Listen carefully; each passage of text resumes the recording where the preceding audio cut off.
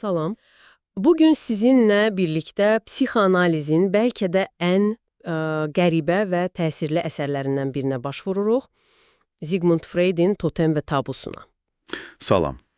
Bəli, həqiqətən də çox qatlı bir əsərdir. Əsaslandığımız mənbələr bu kitabdan seçilmiş hissələrdir və biz sizin üçün oradakı əsas fikirləri, xüsusilə də ibtidai cəmiyyətlərdəki ensest qorxusu, tabu anlayışı və o məşhur ambivalentlik mövzularını aydınlaşdırmağa çalışacağıq. Bəli, Freud bizi birbaşa ibtidai insanın dünyasına aparır sanki.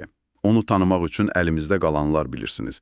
Daş alətlər, mağara rəsmləri, miflər, adətlərdir. Aha, və Freudin ilk diqqət çəkdiyi məqam çox heyrətamizdir.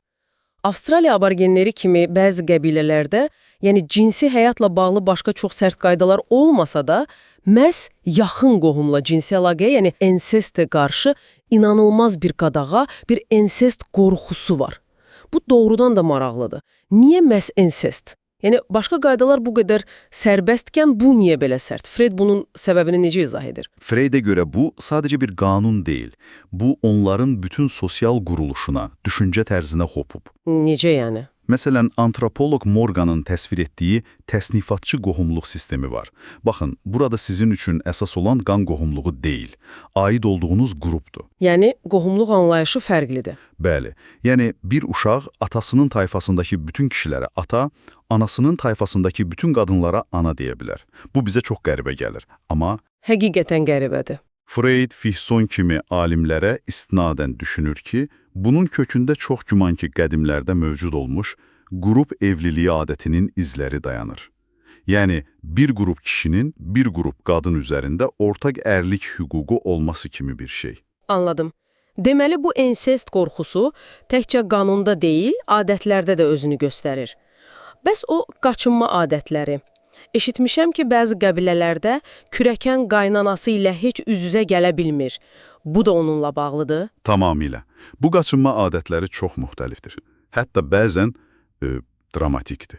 Məsələn, Sumatrada bacı-qardaş bir evdə qalmır, Afrikada kişi baldızından çəkinir. Aha. Amma ən geniş yayılmışı və bəlkə də ən heyrətamizi, dediyiniz kimi, kürəkənin qaynanasından qaçmasıdır. Siz təsəvvür edin, Vannalava adasında qaynananın qumsalda buraxdığı ayaq izləri dalğalarla yuyulmamış, kürəkən həmin yerdən keçə bilməz. İnanılmazdır, hətta ayaq izindən belə.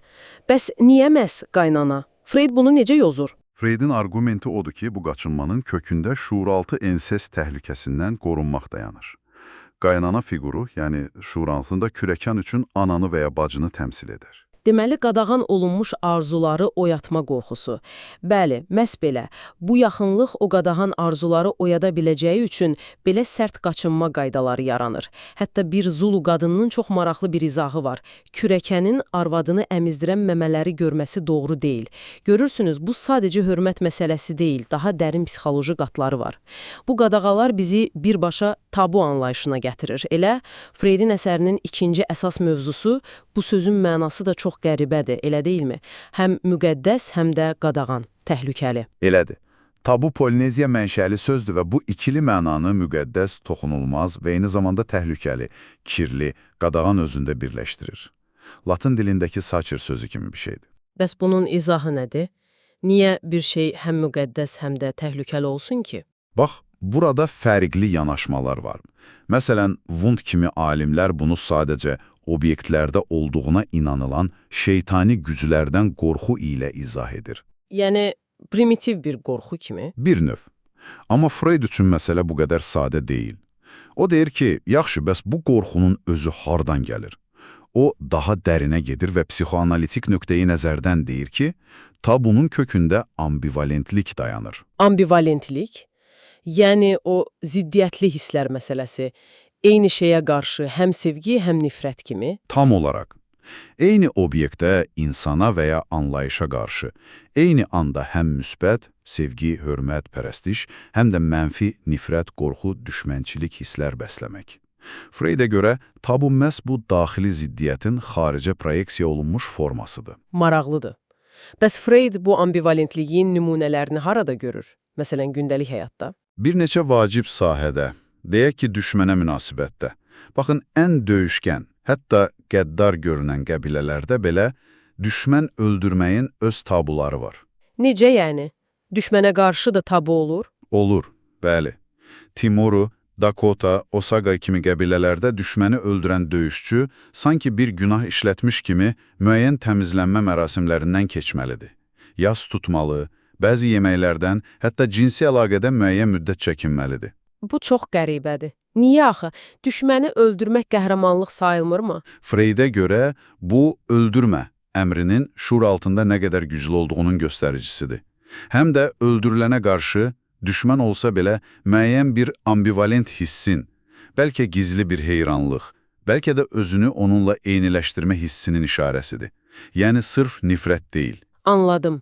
Çox dərin məsələdir. Bəs hökmdarlara qarşı necə? Onlar ki, adətən müqəddəs, toxunulmaz sayılırlar. Orada da ambivalentlik var. Əlbəttə, məhz elə bu toxunulmazlıq özü də ambivalentliyin təzahürüdür.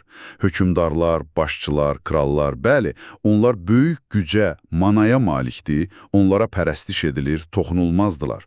Amma eyni zamanda özləri də saysız-hesabsız tabunun, qadağanın əsiridirlər. Necə yəni əsiridirlər? Yəni onların həyatı çox məhdudlaşdırılır. Nə yeyəcəkləri, hara gedəcəkləri, kimə toxunacaqları, hətta necə yatacaqları belə sərt qaydalara bağlıdır. Məsələn, Yapon Mikadosu və ya qədim İrlandiya kralları haqqında yazılanlar bunu göstərir. Elə bil ki, xalq həm onlara pərəstiş edir, həm də şuuraltı olaraq onlardan qorxur, onlara həsəd aparır, bəlkə də gizli bir düşmənçilik bəsləyir. Bu tabular həm hörmətin, həm də bu gizli mənfi hisslərin ifadəsidir. Hətta bəzi qəbilələrdə kralı tac qoyma zamanı döymək adəti varmış deyirlər. Bu da onunla bağlı ola bilər. Məhz hökmdara qarşı olan ambivalent hisslərin hörmətlə yanaşı, yığılıb qalmış aqressiyanın bir təzahürü kimi görür. Və ən təsirlisi bəlkə də ölülərə qarşı olan tabular. Yas mərasimlərindəki o qəribə qaydalar, ölünün adını çəkməmək, hətta adı oxşar olanların adını dəyişməsi. Bu doğrudan da çox qəribədir. Freyd bunu necə izah edir? Niyə ölmüş yaxınımızdan bu qədər çəkinirik? Bax, Freyd burada çox radikal, hətta bəziləri üçün şok edici bir fikir irəli sürür. Deyir ki, biz yaxınımızı itirəndə təbii ki, şuuru olaraq böyük kədər, itki hissi yaşayırıq. Amma şuur altında ona qarşı bəslədiyimiz başqa, daha çox mənfi hisslər də ola bilər.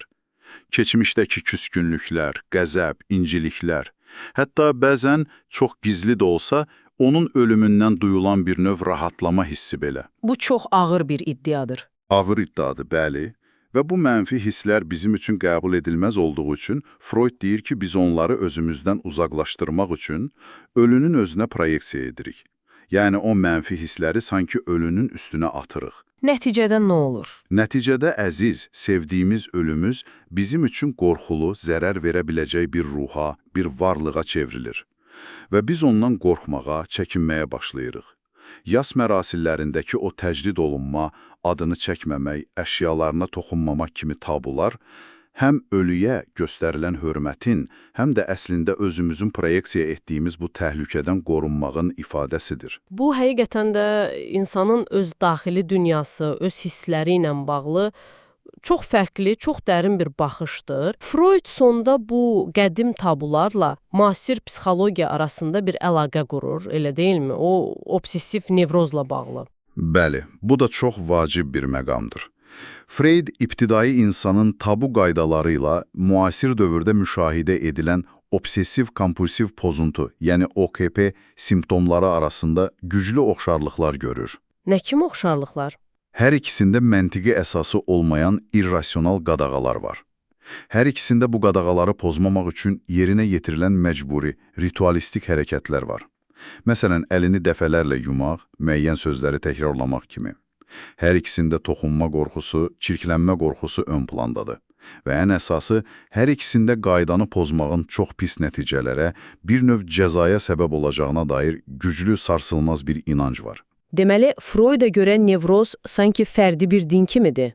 Elə bil ki, bəli, sanki nevroz bu qədim kollektiv tabuların, sosial qadağaların fərdiləşmiş, təhrif olunmuş patoloji bir formasıdır. Eyni psixoloji mexanizmlər işləyir, amma biri kollektiv şəkildə, adət-ənənə çərçivəsində yaşanır, digəri isə fərdi, xəstəlik şəklində təzahür edir. Bütün bunlar bizi çox dərin düşüncələrə aparır. Həqiqətən, görəsən ibtidai cəmiyyətlərdə bu qədər açıq-aşkar olan o ambivalent hisslər hakimiyyətə, sevdiklərimizə, valideyn fiqurlarına, hətta özümüzə qarşı duyduğumuz o sevgi və nifrət qarşığı və özümüzdəki o xoşagəlməz tərəfləri, arzuları başqalarına, xarici qüvvələrə yükləmək, yəni proyeksiya etmək meyli, bugünkü daha mədəni, daha rasionallaşdırılmış dünyamızda hansı gizli, bəlkə də daha mürəkkəb formalarda yaşamağa davam edir? Düzdür.